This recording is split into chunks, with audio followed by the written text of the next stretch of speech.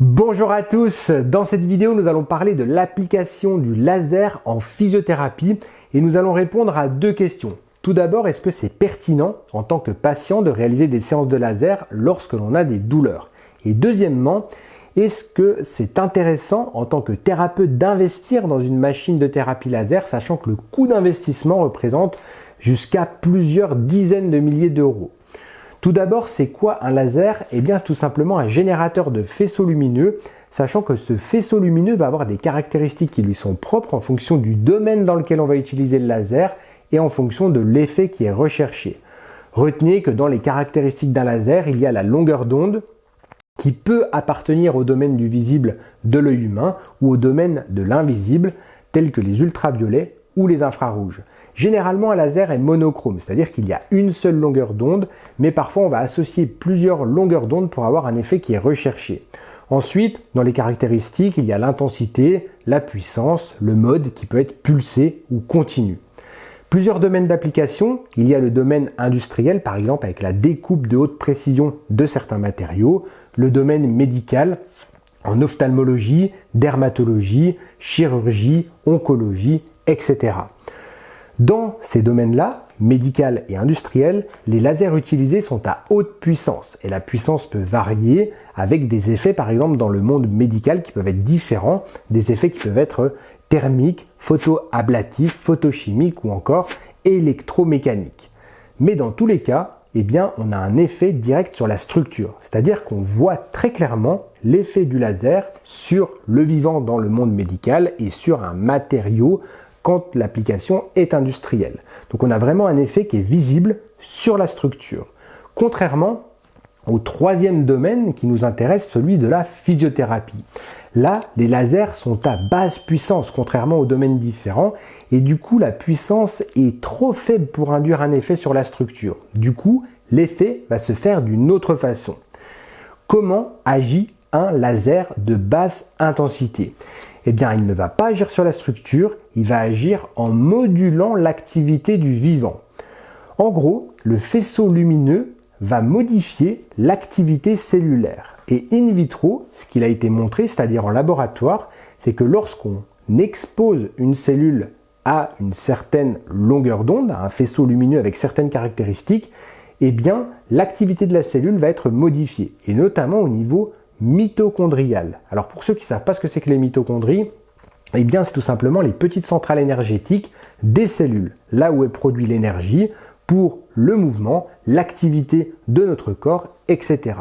Donc on émet l'hypothèse que grâce à ce que l'on appelle la photobiomodulation, qui correspond à mon sens mieux que le terme de laser, eh bien, on va avoir un impact sur l'activité cellulaire et donc potentiellement sur des phénomènes de guérison, de modulation de la douleur, de modulation de l'inflammation, etc. Le terme de photobiomodulation me va beaucoup mieux parce que photo, c'est la lumière, bio, c'est le vivant et la modulation, c'est-à-dire qu'on va induire un changement de comportement du vivant grâce à la lumière.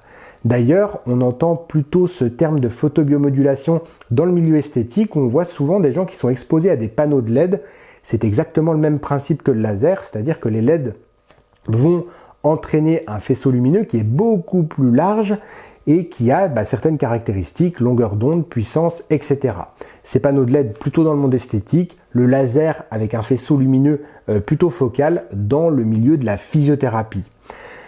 Alors, est-ce que c'est efficace? Parce qu'on a vu que sur les études in vitro, ça paraissait intéressant, mais en pratique, est-ce qu'on a vraiment des résultats qui sont pertinents? Alors moi, personnellement, quand je me suis posé la question avant de me plonger dans les études, j'étais vraiment très sceptique sur l'effet du laser, sur la douleur, la guérison, etc. J'ai fait un gros travail de recherche, je vous mettrai d'ailleurs les études dans la description de la vidéo si vous voulez aller jeter un œil.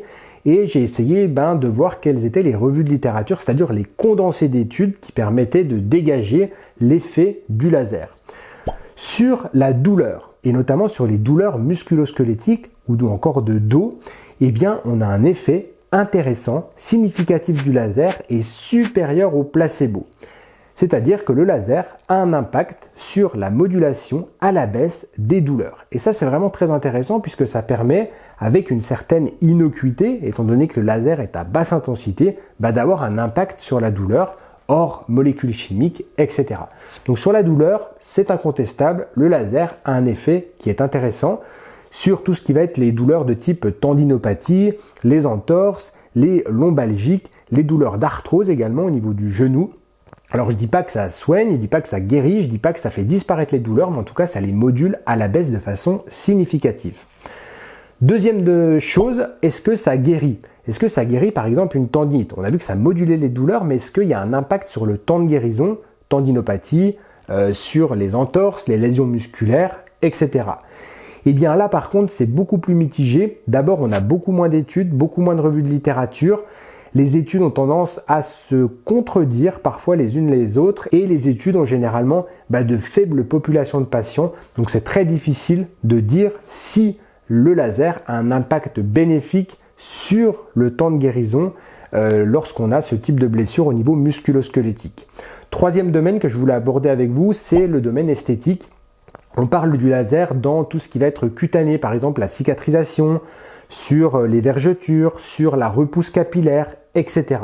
Là aussi, faibles populations qui sont étudiées, pas énormément de littérature, pas énormément de revues de littérature, donc c'est très compliqué de vous dire que le laser est efficace dans le domaine esthétique et dans le domaine de la guérison des troubles musculo-squelettiques.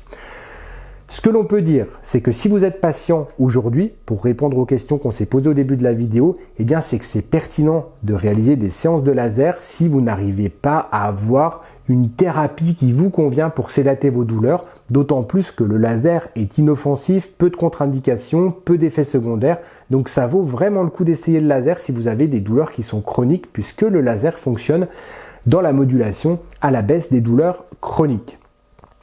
En tant que thérapeute, est-ce que ça vaut le coup d'investir dans ce type de dispositif?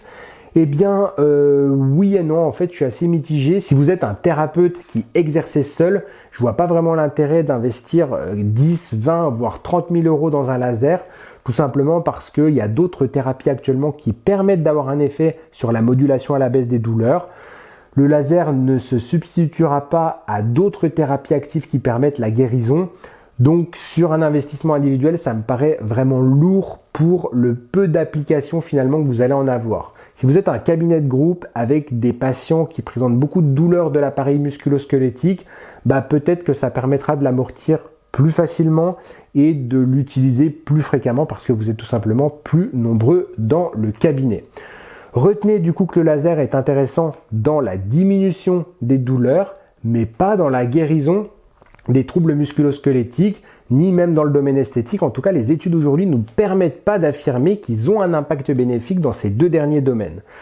Si vous êtes thérapeute ou patient, retenez également que le laser est intéressant, mais il ne se substitue pas aux thérapies actives qui permettent actuellement de se soigner.